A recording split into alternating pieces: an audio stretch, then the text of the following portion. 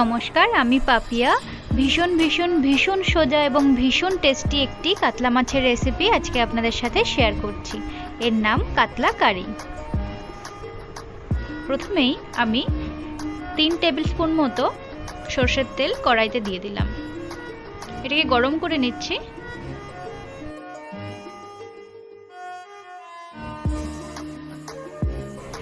এখন নুন হলুদ মাখানো কাতলা মাছের টুকরোগুলোকে একে একে তেলের মধ্যে ছেড়ে দিচ্ছি।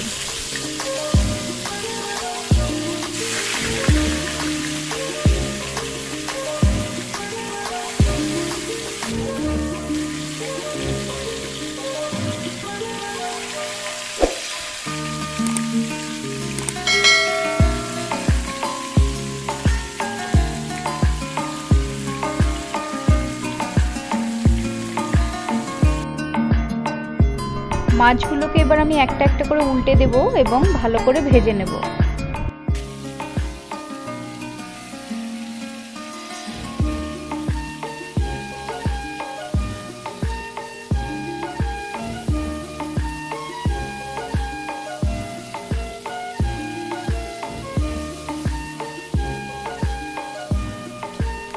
মাছগুলো তো আমার ভাজা হয়ে গেছে, ভালোভাবে লাল হয়ে গেছে। আমি এবার একটা প্লেটে মাছগুলোকে সব তুলে নেব।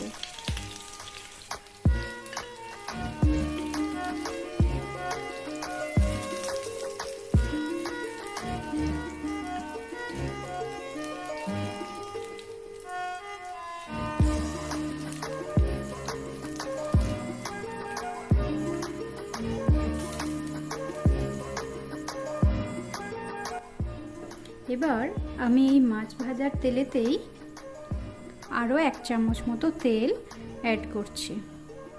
আমি এখানে সর্ষের তেলই ব্যবহার করলাম। কখনো কখনো আমি সানফ্লাওয়ার অয়েলেও করি। আমার সানফ্লাওয়ার অয়েলের টেস্টটা বেশ ভালো লাগে। তেল তো গরমই আছে। আমি এর মধ্যে 3টে পেঁয়াজ কুচি করে নিয়েছি। খুব মিহি করে কুচি করেছি। পেঁয়াজগুলো মোটামুটি বড় সাইজেরই ছিল, দেখে বোঝা যাচ্ছে।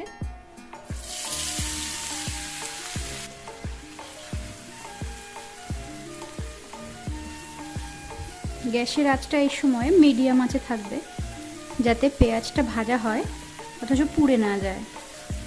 মিডিয়াম আঁচে রেখে আমি পেঁয়াজগুলোকে ভেজে নেব। গ্রেভির রঙটা সুন্দর আনার জন্য আমি খুব সামান্য পরিমাণে কয়েক দানা চিনি ছড়িয়ে দিচ্ছি।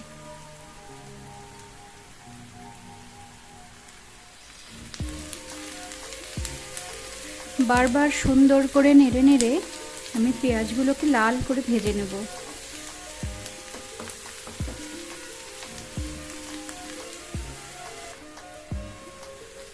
পেঁয়াজটা কিন্তু আমার রং ধরে গেছে, বেশ ভাজা ভাজা হয়ে গেছে।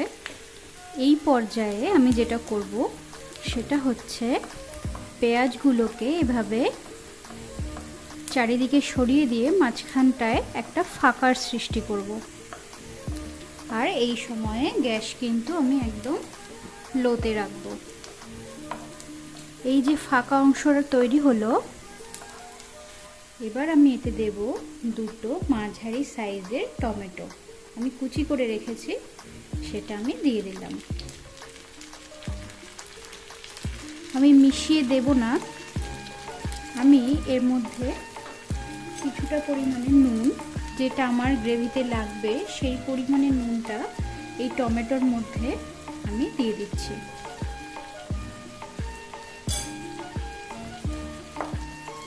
টমেটোর সাথে নুনগুলো একটু মিশিয়ে দিয়ে আমি এটাকে ঢাকা দিয়ে দেব এবং এই সময় কিন্তু গ্যাসটা সিমে রাখতে হবে। কম আছে এই সময় হবে, টমেটোটা গলে যাবে। ওইদিকে পেঁয়াজগুলো পাশ থেকে ভাজা হতে থাকবে। আমি ঢাকনি দিয়ে দিলাম। এভাবে 5-7 মিনিট রান্নাটা হবে। 5 মিনিট পর ফিরে এলাম। ঢাকনিটা আমি খুলে নিচ্ছি। টমেটো থেকে বেশ জল বেরিয়েছে আর টমেটোগুলো পুরো সেদ্ধ হয়ে গেছে। একদম ভেঙে ভেঙে যাচ্ছে। আমি স্প্যাচুলার সাহায্যে একটু থেতো করে দিচ্ছি টমেটোগুলো।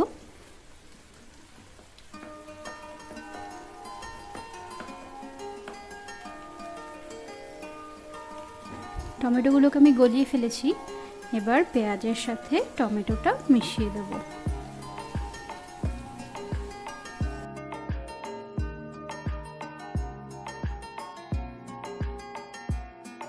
দিচ্ছি হলুদ গুঁড়ো, রঙের জন্য হলুদ গুঁড়ো দিলাম। আর আমি স্বাদ মতো দিয়ে দিচ্ছি লঙ্কার গুঁড়ো। যারা যেমন ঝাল খেতে পছন্দ করেন তারা তেমনভাবে দেবেন। ভালোভাবে আমি এটাকে কষিয়ে নেব, নিয়ে আবার কিছুক্ষণের জন্য ঢাকা দিয়ে রাখবো। এভাবে গুঁড়ো মশলাটা মানে হলুদ গুঁড়ো আর লঙ্কার গুঁড়োটা মিশিয়ে নিয়ে আমি এটাকে ঢাকা দেব এবং লো ফ্লেমে রাখবো। তাতে মশলাটা সুন্দরভাবে মজবে, পেঁয়াজগুলো সুন্দরভাবে মজে যাবে আর রান্নাটা সুন্দর খেতে হবে।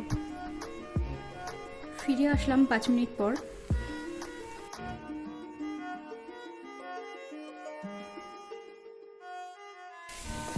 মশলাটা কিন্তু খুব সুন্দরভাবে কষানো হয়ে গেছে, সব কিছু বেশ ভাজা ভাজা হয়ে গেছে। এবার আমি এর মধ্যে দিয়ে দেব সামান্য পরিমাণে জল। আমি গ্রেভিটা কিন্তু একদম মাখা মাখা রাখবো। দিয়ে দিচ্ছি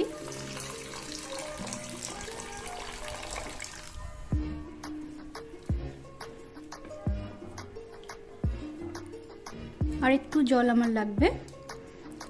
আমি ঝোলটা এই রকম পর্যায়ে রাখবো, তাতে আমার জলটা তাই জন্য আরেকটু দিতে হবে। আর একটু সামান্য জল আমি অ্যাড করে দিচ্ছি।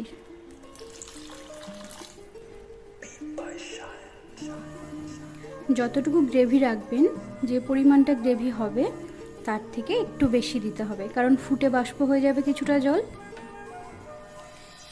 এবার এটা ফুটে উঠলে আমি মাছগুলোকে এর মধ্যে দিয়ে দেব।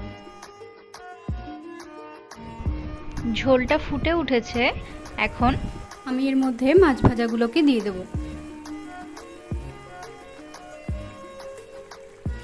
একে একে সব মাছ ভাজাগুলোকে আমি এর মধ্যে দিয়ে দিচ্ছি। আমি রান্নাটাতে আদা, রসুন, জিরের গুঁড়ো, ধনের গুঁড়ো কিছুই কিন্তু ব্যবহার করলাম না, শুধুমাত্র পেঁয়াজ আর টমেটো।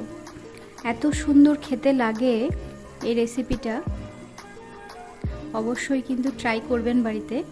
এটা আমাদের বাড়ির সকলেরই প্রিয়, খুব ভালো লাগে খেতে, খুব ইজি, খুব সিম্পল একটা রান্না। যেহেতু শুধুমাত্র পেঁয়াজের উপরেই গ্রেভিটা তৈরি হবে, তাই পেঁয়াজটা আমি সামান্য বেশি পরিমাণ দিয়েছি, বাদ বাকি কিন্তু সেরকম কিছুই মশলা নেই। এই সময় আমি গ্যাসটা কম করে রেখেছি। আমি কিছুক্ষণের জন্য ঢাকা দিয়ে দেব, আবার ঢাকা খুলে মাছটাকে উল্টে দিয়ে আবার কিছুক্ষণের জন্য ঢাকা দেব। এভাবে আমি রান্নাটা করব।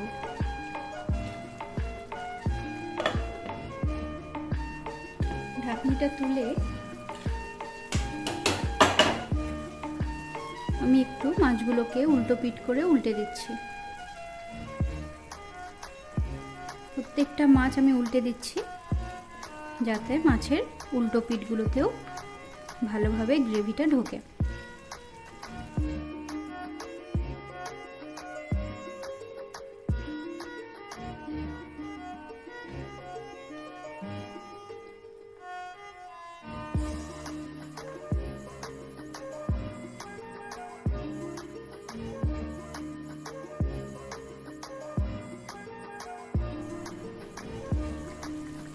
রান্নাটা কিন্তু আমার হয়ে গেছে।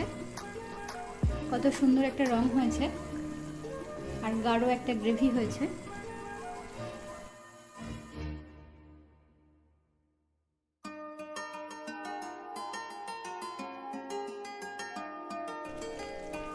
এর ফ্লেভারটা দারুণ সুন্দর লাগে, খুব দারুণ একটা ফ্লেভার হয় এটার। খুব সহজে, এত সহজে হয়তো কাতলা মাছের আর কোনো রেসিপি হয় না, এটাই হয়তো সবথেকে সহজ রেসিপি কাতলা মাছের। দারুণ সুন্দর লাগে খেতে, যেমন রং তেমন স্বাদ আর তেমন গন্ধ।